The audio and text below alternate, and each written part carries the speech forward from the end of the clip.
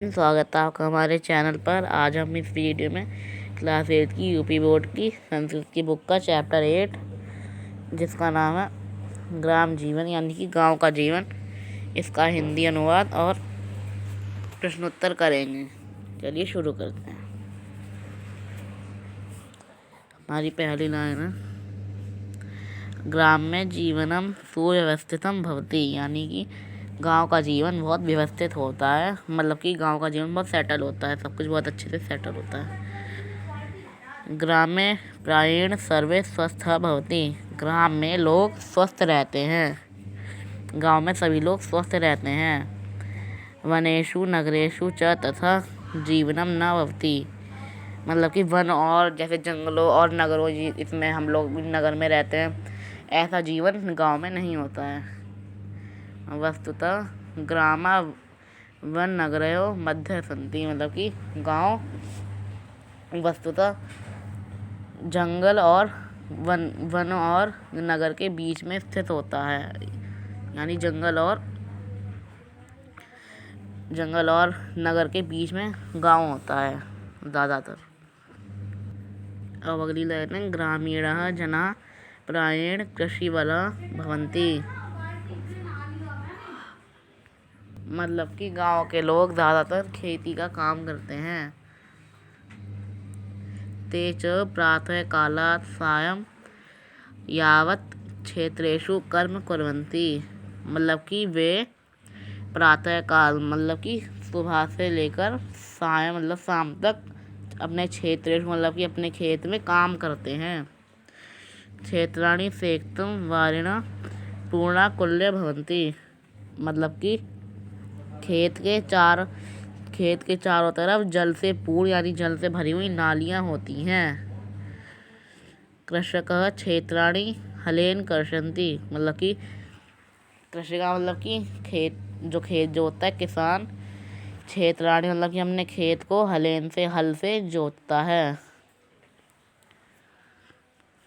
कर्षन्ति कुल्या जलेन तानि सिंचन्ति तत्र बीजानि वपन्ति च, नहरों के जल से अपने खेतों को जोतते हैं और बीज डालते हैं या बीजों को बोते हैं। ग्रामान् परितः सस्य श्यामला धरित्री राजते, मतलब कि गांव के चारों तरफ फसलों से भरी हुई भूमि होती है, फसलों से भरी हुई हरी भरी भूमि होती है। परिश्रमशीलः ग्रामीणः धन धान्य अधिकम उत्पादयन्ति, मतलब कि परिश्रमशील ग्रामीण लोग धन धान्य उत्पन्न करते हैं। वैज्ञानिकोपकरणां सायन्ते, इदानीं कृषि व्यवसाय लाभप्रदः साजन्ति, मतलब कि वैज्ञानिक उपकरणों की सहायता से अब किसान के व्यवसाय यानी कि किसान के काम में बहुत लाभ होता है। जैसे अब चीज़ें नहीं चल गई हैं, जैसे ट्रैक्टर हो गए, बहुत सारी मशीनें आ गई हैं, इनसे उन्हें बहुत लाभ होता है। अब हमारा ये नेक्स्ट पैराग्राफ है, ग्राम पथिकानां गोपालान् च संगीतेन हृदय प्रसन्नम भवति, मतलब कि गांव के पथिकों और गोपालकों मतलब कि जो गाय को चराने जाते हैं, उनका संगीत हृदय को दिल को बहुत प्रसन्न करता है।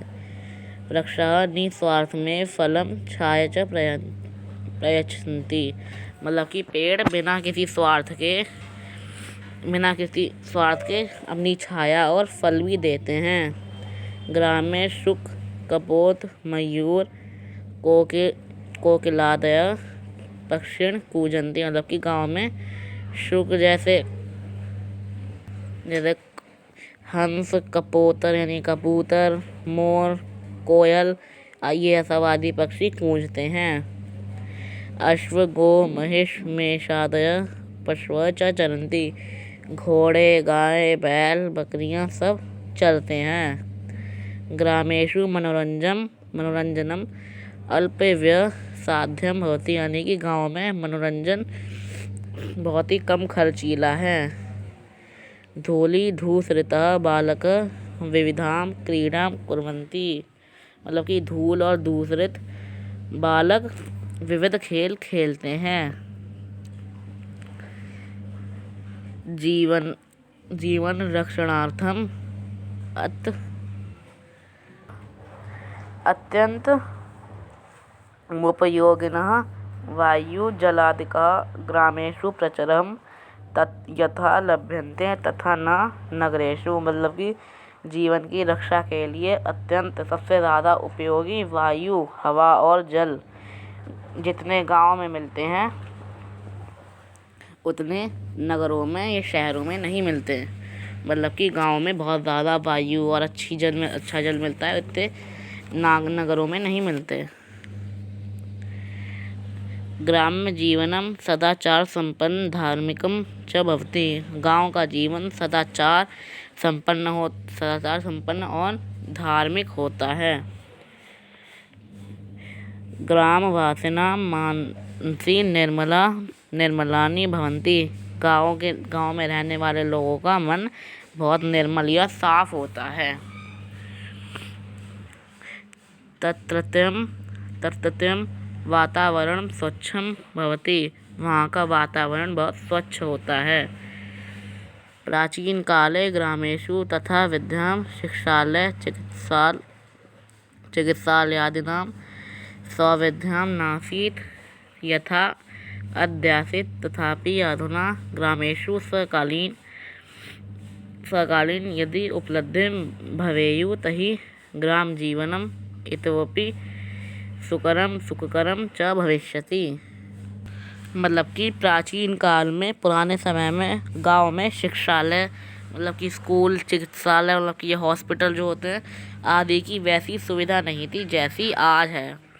यदि आजकल गांव में सारे साधन उपलब्ध हो जाएं, ये सब हॉस्पिटल, स्कूल, कॉलेज सब उपलब्ध हो जाएं, तो गांव का जीवन इससे भी सरल और सुखमय हो जाएगा। तदर्थं ग्राम निवासी भी संयुक्त प्रयत्न विधेय। मतलब कि इसके लिए यानी कि इन सब चीज़ों के लिए गांव के निवासियों द्वारा एक होकर प्रयत्न किया जाना चाहिए, क्योंकि वो सब मिलकर करेंगे तभी ये सब हो पाएगा। कोई अकेला ये सब नहीं कर पाएगा। चलिए इसके क्वेश्चन आंसर देखते हैं। कृषकाः क्षेत्राणि केन कर्षन्ति। मतलब कि किसान अपना खेत किससे जोतता है? हलेन। मैं आपको दिखा भी देता हूँ हलेन। ये रहा हलेन, ऐसा ही आपको लिखना है। अब सेकंड क्वेश्चन है, निस्वार्थ में फलम छायाच के प्रच्छन्ति। मतलब कि बिना स्वार्थ के अपनी छाया और फल कौन देखता है? वृक्षः, मतलब कि पेड़। ये भी मैं आपको दिखा देता हूँ।